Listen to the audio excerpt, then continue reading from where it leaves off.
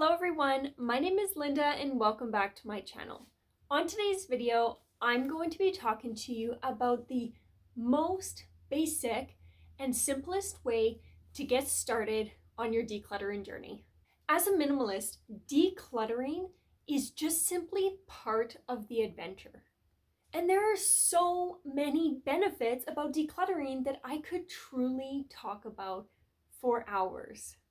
Whether we are talking about just simply having a house that is calm and peaceful and that you're excited to come home to, or simply really practical things like knowing where to find the thing you're looking for at any given time. Decluttering your house can be absolutely amazing. However, where do you start? This idea of decluttering our entire house can be so daunting. And one of the biggest things that stops people from starting on a minimalist journey is that they just don't know where to start. So in today's video, I'm going to share with you some very practical tips and tricks on how you can start decluttering your house right away. The number one tip that I can share is to start small. Now, small is something different for everybody. Small can mean that you're starting with one room or one full bookshelf or the end table beside your bed, or it could be something as very simple as one drawer in the kitchen. Just remember that as long as you start somewhere, your journey to a decluttered home has begun. For maximum effectiveness when starting on that one small area is to make sure that it's somewhere that you use frequently.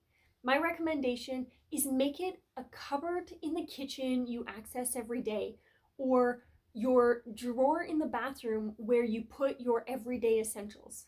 Starting somewhere small in an area that you use very frequently will allow you to very quickly see the benefits of a decluttered space and will actually give you the motivation to continue on the journey and pursue something a little bit bigger and a little bit bigger.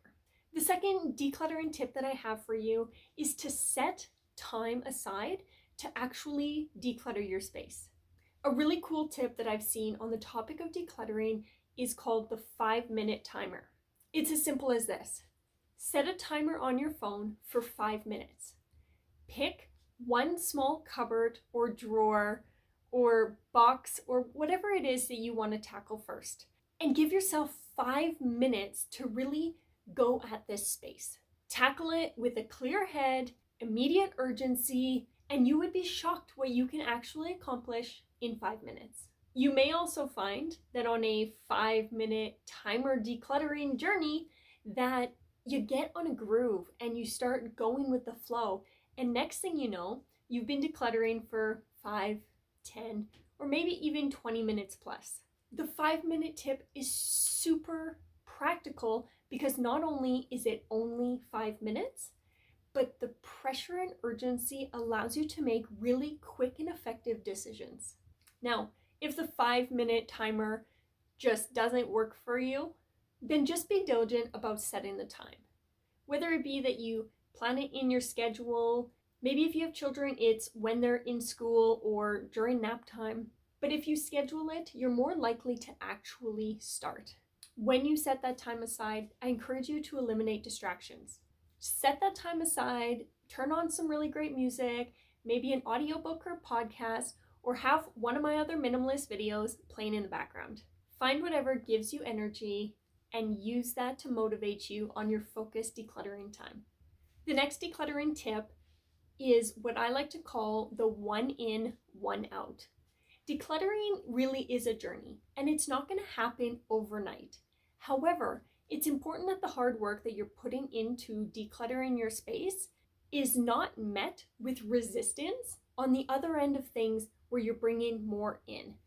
The 1 rule in, 1 rule out just simply means that if you purchase something new, whether it be an article of clothing or a kitchen item, that something else in that category gets donated or disposed of.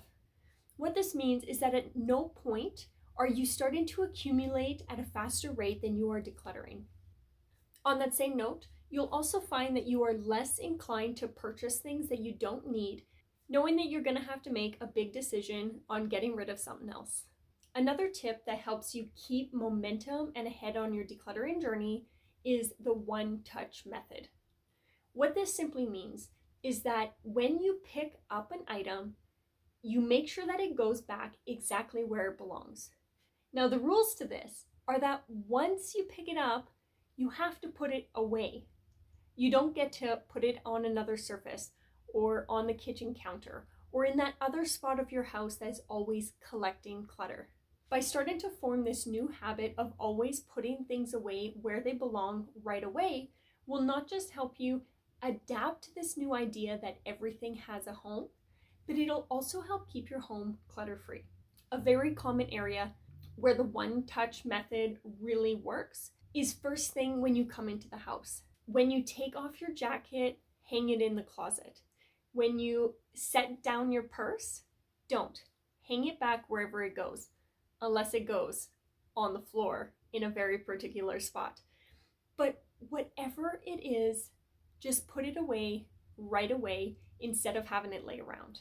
The next tip for creating and starting on a minimalist and decluttering journey is to use storage solutions. Storage solutions are a really great way to not just organize things in like categories, but also puts things out of sight so that you're not looking at the clutter. It could be as simple as having a closed lid laundry basket or individual baskets in your pantry. Anything that allows you to group like things together not only encourage you to declutter if not everything fits in that basket, but allows you to have a set place where everything goes so that you can put things away quickly and easily. When it comes to storage solutions, I encourage you to start with what you have. Decluttering does not mean that you need to go out and buy a bunch of expensive fancy baskets or purchase a whole bunch of baskets that match. Something as simple as organizing things in jars or even cardboard boxes allows you to at least start the decluttering process without a small obstacle like needing something specific to store it in. The point of decluttering is simply to start. The next two tips are really big ones, and they're ones that I believe are incredibly critical to helping you achieve the goal of a decluttered home. If you are enjoying this video, go down below and hit the like button. As well, if you are finding this video valuable and you are seeing the value that a decluttered home can have for you, then I encourage you to subscribe. I release tons of videos on the topic of minimalism, decluttering, cleaning to help you achieve the home of your dreams. If that sounds like something valuable to you, then come on and join the community. Jumping into the last two tips. The next is being completely honest with yourself on the things that you actually want to keep and the things that you actually use. That item at the back of your closet that you haven't touched in 5 years has probably sat in the back of your closet for a good reason. Unless it is something tremendously sentimental, it is okay to release all guilt on keeping it and donating it to someone who will actually see value in it. The same applies in the kitchen. A really valuable and recent decluttering strategy that Jason and I used was we went through our kitchen drawer by drawer and took out everything that we hadn't used in a year's time. Once all of that stuff was sitting out on the counter, we could then have an honest conversation about whether it was an item that we planned to use in the immediate future or if it was safe to just let it go. Being completely honest with yourself about the items you have in your home will make decluttering a whole lot easier. And lastly, seek out support. Whether you connect with another friend who is looking to start a decluttering journey as well, where you can create an accountability system and celebrate the wins of decluttered spaces together, or if you're really finding the struggle emotionally and mentally with decluttering your home, you may find value in sitting down with a professional to help you really unbox the deep ingrained reasons that are holding you back. But at the very least, I encourage you to find groups with people of common interest, whether it be a Facebook group or a local community, or even a charity that can share the value of what they do with your donated items. Any of these community-based strategies will really help you embrace and feel supported on the minimalist journey.